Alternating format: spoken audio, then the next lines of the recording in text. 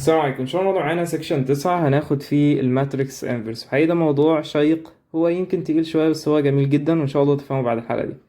السيمبل بتاعه a اوف سالب واحد. تمام، على سبيل المثال لو عندك اتنين اس سالب واحد اللي هي بنص، بس ده في السكيلرز الارقام العادية، انما في الماتريسيز الموضوع غير شوية. طيب نفتكر الاي اللي هي الايدنتي ماتريكس، ده كده شكلها في ال1 دايمنشن، شكلها في ال2 دايمنشن، شكلها في ال3 دايمنشن.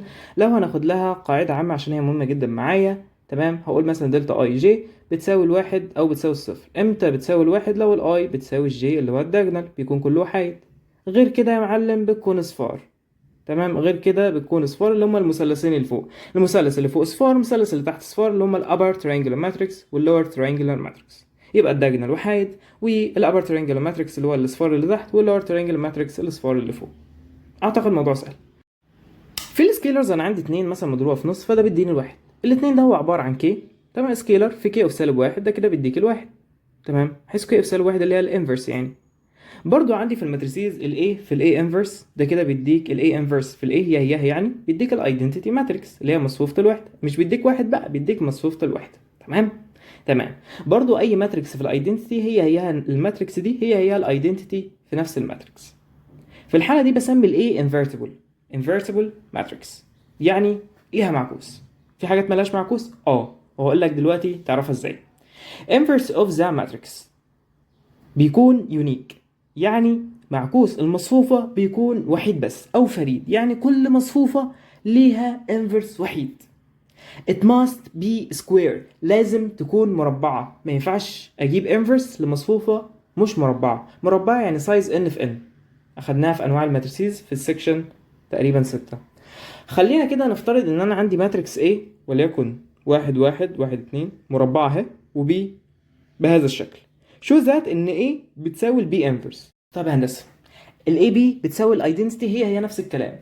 طيب تعالى نثبت الكلام ده. اضرب في الاي انفرس من الطرفين بس من نفس الاتجاه، يعني ضربت هنا من الشمال اضرب هنا من الشمال برضو. تمام. طيب ايه انفرس في الاي؟ المفروض هتديني الايدنتيتي مضروبه في البي، ده كده هيساوي ايه؟ الاي انفرس، لان اي انفرس في ايدنتيتي هتديك الاي انفرس. تمام، اي مصفوف في ايدنتيتي هتديك نفس المصفوف. يبقى اذا ايدنتيتي في بي هتديك البي، ده كده بيساوي انفرس. خد انفرس الطرفين، يبقى اذا البي انفرس ده كده بيساوي الايه، ده اللي هو عندك اصلا. يبقى اذا الاي بتساوي البي انفرس، هي لو قلت لك ان الاي في البي بتساوي الايدنتيتي. يعني لو قدرت اثبت هنا ان الاي في البي بتساوي الايدنتيتي، يبقى اذا الاي بتساوي البي انفرس. تعال نثبت الكلام ده. اضرب ضرب عادي خالص، صف اول عمود اول. تمام، الاتنين في واحد. تمام، اتنين في واحد بلس الواحد في ايه؟ في سالب واحد، ده كده هيديني هندسه واحد. تمام. طيب بعد كده صف اول عمود تاني، صف تاني عمود اول، صف تاني عمود تاني. ايه ده ادتني ايدنتيتي 2 في 2. يبقى اذا الاي بتساوي البي انفرس، او بي بتساوي اي انفرس، او الاي في البي بتساوي الايدنتيتي بس. طيب تعالى نجرب دي كده. بيقول لك find the inverse for matrix A بالشكل دوت، ولقيت ان البي بتساوي الاي انفرس. تمام، يبقى اذا الاي في البي بتساوي الايدنتيتي، مش محتاجه بقى، لان معناها ان الاي في الاي انفرس، فالاي في الاي انفرس اللي هي بتساوي الايدنتيتي. طيب يعني دلوقتي الاي في البي بتساوي الايدنتيتي.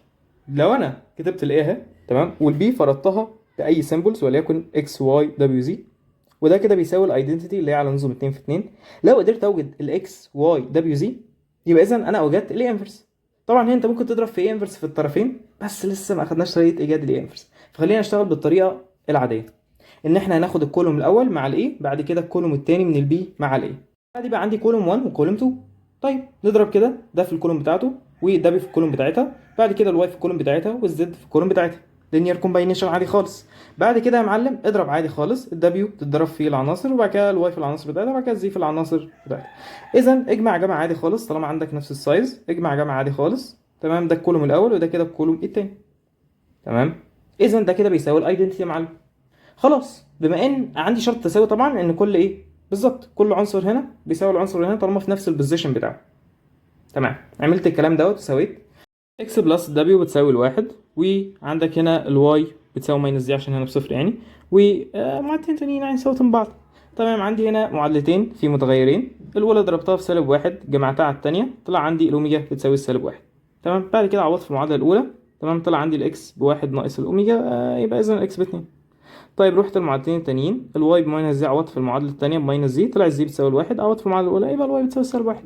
تمام. اذا جبت الواي، جبت الزي، جبت الاكس، جبت الاوميجا، يبقى في الاخر هعوض هنا كده اكس والواي والدبليو والزي، يبقى انا كده هندسه جبت ايه؟ جبت البي او اللي هي اي انفرس. في طريقه تانية اسهل شويه، تعالى كده نشوف هنعمل ايه.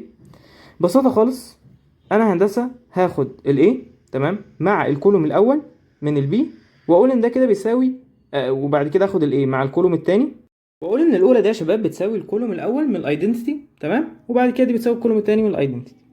طيب بعدين بعد كده اخدها في شكل ايجمنتد ماتريكس، يعني ببساطه خالص الشكل اللي كنا بنعمله في الاول خالص في شابتر 1. هتشيل الاكس دبليو، تحط خط، بعد كده تحط ايه بالظبط اللي هي اكس بتساوي البي، تحط البي العمود الاول من البي تمام. بعد كده هتعمل رو اوبريشنز بتاعتك عادي خالص، على هدف ان انت تحول الماتريكس الى ريديوسد رو اشلون فورم اللي هي الايدنتيتي من الاخر يعني. فبالتالي هصفر العنصر اللي هو الواحد اللي تحت ده، هصفره تمام. فاقول ار 2 ماينس ار 1 مش حوار، تمام يا معلم. تمام. عشان اصفر ايه؟ اصفر الواحد اللي تحت ده. طب عايز اصفر ايه تاني؟ دول تمام. اصفر بقى الواحد اللي فوق دوت تمام، عشان طلع لك الايدنتيتي. فاقول ار 1 ماينس ار 2، لان ار 2 كده كده فيه صفر، فبالتالي الصفر ده مش هيأثر على الواحد اللي في العمود الاول، صفره. زي الفل، طلعت الايدنتيتي، طلعت الايدنتيتي زي الفل. يبقى اذا اللي موجود بعد البارير دوت او موجود بعد الخط دوت، ايوه ده اللي هو عباره عن ايه؟ ده اللي هو عباره عن الاي انفرس او العمود الاول من الاي انفرس تمام. نفس الكونسبت بالظبط هطبقه على العمود الثاني تمام. عايزين نصفر الواحد اللي تحت دوت، فاقول ار 2 ماينس ار 1 تمام. ماشي يا هندسه، يبقى 2 ماينس 1 بواحد تمام. بعد كده الواحد ماينس صفر بواحد تمام زي الفل. بعد كده عايز اصفر الواحد اللي فوق دوت، يبقى ار 1 ماينس ار 2 علشان الصفر اللي موجود عند تحت ده مش هيأثر على الواحد اللي فوق زي الفل. يبقى اذا واحد ناقص الواحد بصفر بالظبط، ده اللي انا عايزه هندسه. يبقى اذا انا جبت لك الايدنتيتي، يبقى اذا اللي على اليمين ده اللي هو ايه بالظبط؟ اللي هو العمود الثاني من الاي انفرس. لو مش فاهم الموضوع قوي فتعالى كده نتكلم تاني عن الموضوع بامثله اخرى.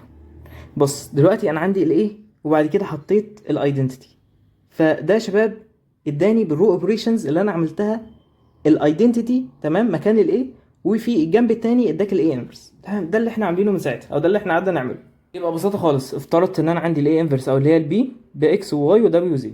بعد كده يا شباب اخدت لينير كومبينيشن بتاعتهم بالطريقه العاديه خالص، فجت لي معادلتين في مجهولين، معادلتين في مجهولين، وايه جبت الاكس والواي والزي والام. كنا شفنا الطريقه الاخرى، اخدنا الماتريكس A مع العمود الاول من مصفوفه المجاهيل مع العمود الاول من مصفوفه الثوابت. بعد كده نفس الكلام مع ايه العمود الثاني والعمود الثاني من مصفوفه الثوابت. اخدناها يا معلم، عملنا شويه رو اوبريشنز بشكل الايجمنتد ماتريكس. فده هندسه حول لي المصفوفه A الى ريديوسد روشن فورم اللي هي الايدنتيتي، والايدنتيتي اللي كانت موجوده عندي بعد الخط بتاع ايوه الايجمنتد اتحول للاي انفرس بس. طيب ناخد كده يا شباب مثال بسيط، وليكن اكزامبل. عندي على سبيل المثال عندي ال A تمام، دي كده بتساوي 1 2 2 1 0 2 3 1 سالب 1، وعايز ال A inverse. ففي الحالة دي أنا هستخدم بالظبط الاستنتاج اللي لسه جايبينه من شوية، إن لو عندي A وبعد كده حطيت identity في شكل augmented وعملت شوية row operation بتديك ال identity اللي هي reduced row echelon form، وفي الجنب التاني بتديك الشكل بتاع ال A inverse.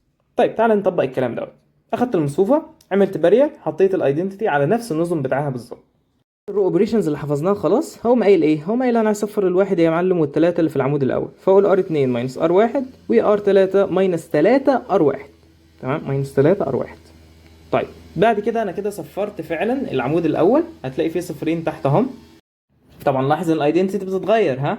طيب بعد كده الصف الثاني دوت ممكن نقسمه على سالب 2 عشان شكلها يبقى مظبوط اكتر، نقرب للايدنتيتي يعني تمام. فبالتالي بقى شكلها هنا 0 1 0 زي الفل. دلوقتي عندي سالب 5 اللي تحت ديت فيها مشكله، انا عايز اصفرها، عايز اعمل الابر ترينجلر ماتريكس تمام. يبقى قلت ار 3 بلس 5 ار 2 تمام.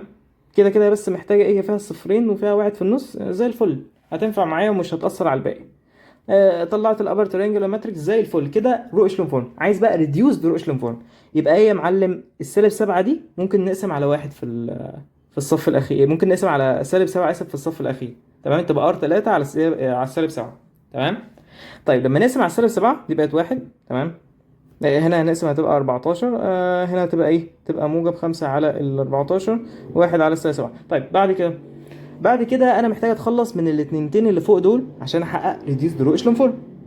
طيب عملت ايه؟ قلت ار 1 ماينس 2 ار 2 وار 1 ماينس 2 ار 3 لان هم ببساطه بالظبط عندك الانترست بس بتاعتهم هي اللي ايه وحيد زي الفل. وصلت للريديوس رو اشلون فورم. طبعا الاختزال ما فيهوش اي حاجه، اختزال من شابتر 1 كلام عبيط يعني. فهنا طلعت الايدنتيتي وطلعت ايه انفرس زي الفل. بس اعتقد يعني ايه بالمناسبه القاعده دي اسمها جاوس جوردن، جميله خالص. طيب دلوقتي عندك مثال ايه بالشكل ده، عايز ايه انفرس، ما فيش ايه انفرس ليه.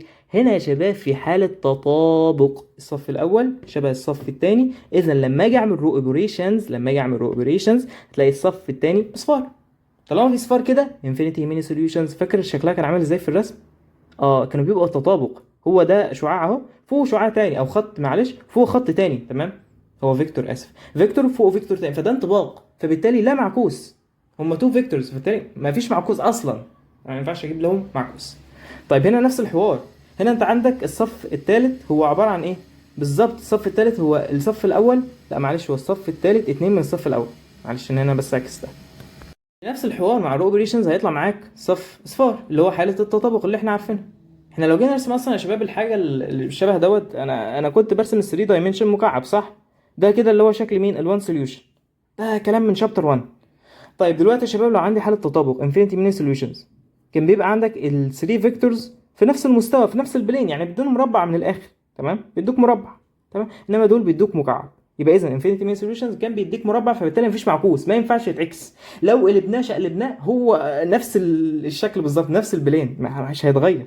ها طيب اتمنى تكون واضحه يعني. بالنسبه لو انت حابب موضوع الرسم البياني ده، فموجود كتير جدا ان شاء الله في الديترمينانتس، موجوده، تمام، شابتر جميل ان شاء الله، واكتره هيبقى فيه رسم بياني. طيب ناخد شويه خصائص دلوقتي. انا يا شباب عندي ايه ترانسبوز، وبعد كده اخدت لها الانفرس، هي لو انا اخدت الانفرس بعد كده اخدت الترانسبوز، تمام. طيب ناخد بروبرتي تانية، لو انا عندي A1 في A2 في A في K، يعني شوية ماتريسز كتير مضروبين في بعض، وبعد كده اخدت لهم الانفرس، هي لو اخدت اخر واحدة انفرس بعد كده مضروبة في اللي قبلها انفرس في اللي قبلها انفرس، زي الترانسبوز بالظبط لما كنت بعمل فيه. يعني لو عندي ماتريكس A مضروبة في ماتريكس B مضروبة في ماتريكس C، بعد كده اخدت لهم الانفرس، هي لو اخدت C انفرس في البي انفرس في الاي انفرس. والترتيب هنا مهم، ويمكن كانت واضحة قوي في الاليمنتري ماتريكس لما كنا بنشرحها. A انفرس هي ايه زي فكرة الترانسبوز بالظبط، تمام. طيب A of K وبعد كده اخدت لها انفرس، هي لو اخدت A انفرس بعد كده اخدت لها باور K دوت عادي خالص، تمام. طيب B سكيلر في A كل انفرس لازم تشقلب، يعني تاخد الانفرس للبي بعد كده الانفرس لA، تمام. بس